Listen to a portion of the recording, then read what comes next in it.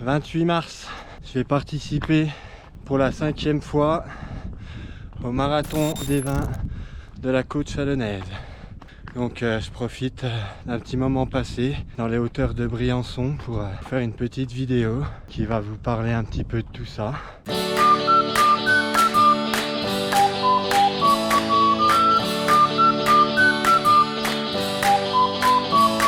Le 28 mars, ce sera ma 12e participation à un marathon, ma 5e participation au marathon des vins de la côte chalonnaise.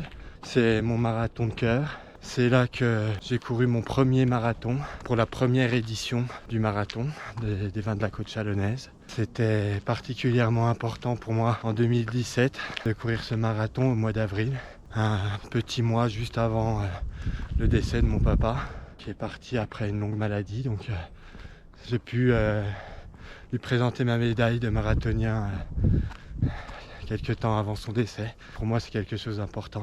C'était le départ de mon aventure sportive. C'est pour ça que ce marathon me tient à cœur. Je vais y participer pour la 5e fois. J'ai hâte d'y être. Ça va faire presque 2 ans que j'ai pas participé à un marathon à cause de problèmes au dos notamment. J'ai dû lever le pied. Maintenant, les choses vont mieux. J'ai appris à m'entraîner différemment.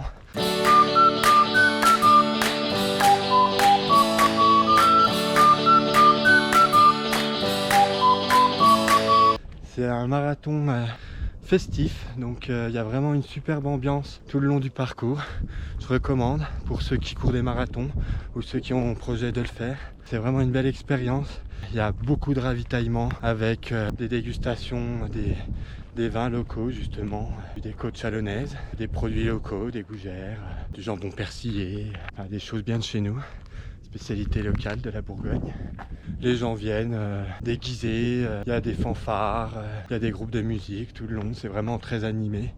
L'organisation est vraiment propre, donc vraiment je recommande. Il y a différents formats de courses, il y a le semi, il y a un 10 km, il y a des courses nature, il y a des randos, donc vraiment sympa. Sympa.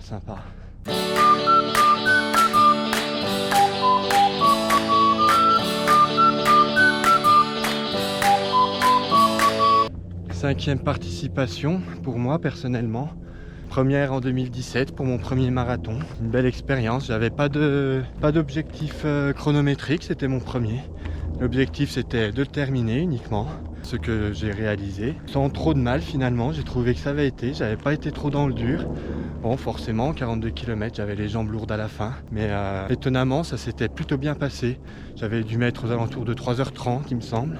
Sachant que c'est un marathon qui est quand même bien vallonné pour un marathon. Il doit y avoir 550 mètres de dénivelé. Pour un marathon, c'est quand même pas mal. L'année d'après, donc mon deuxième marathon en 2018. Cette fois-ci, je venais chercher un chrono. J'étais parti sur les bases de 3h15. Sauf que j'ai fait une grossière erreur, c'est-à-dire que j'avais pris le pari de sécher les ravitaux. J'avais juste de l'eau avec moi et j'avais tracé tous les ravitaux dans l'objectif de gagner des précieuses secondes.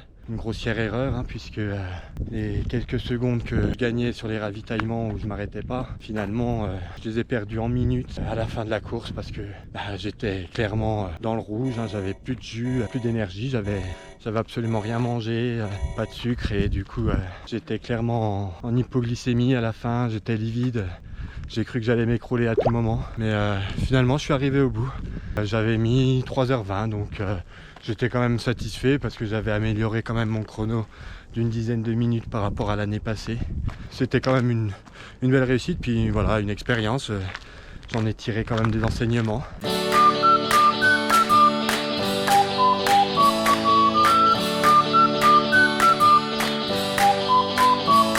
Je suis revenu pour une 3e fois en 2022, déguisé en Superman, dans le cadre d'une préparation à un défi 24 heures que j'allais faire 2 mois plus tard. Donc l'objectif n'était pas du tout de réaliser un chrono, c'était de prendre du plaisir, de boucler un marathon. Tranquille, je prenais le temps de m'arrêter au ravitaillement, j'échangeais avec les gens. C'était vraiment très agréable.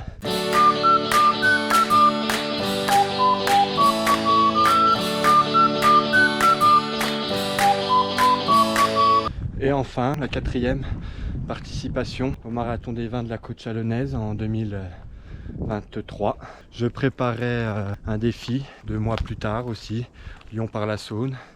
Donc tout ça, c'est des choses sur lesquelles je reviendrai dans de prochaines vidéos. Donc pas d'objectif chronométrique. Seul objectif, s'amuser, prendre du plaisir, le terminer, puis ne pas se blesser. Voilà, quand on fait des marathons ou des courses un peu longues et qu'on a quelque chose en vue derrière, on modère ses efforts pour essayer d'arriver en forme au jour du défi pour lequel on s'est entraîné. Pendant un bon tiers de la course, il tombait des trompes d'eau trempées de la tête aux pieds. Il y avait pas mal de vent aussi, j'ai souvenir. Mais bon, ça fait aussi des bons souvenirs. Après, il y avait eu des belles éclaircies. J'ai pu terminer le marathon bien sec finalement.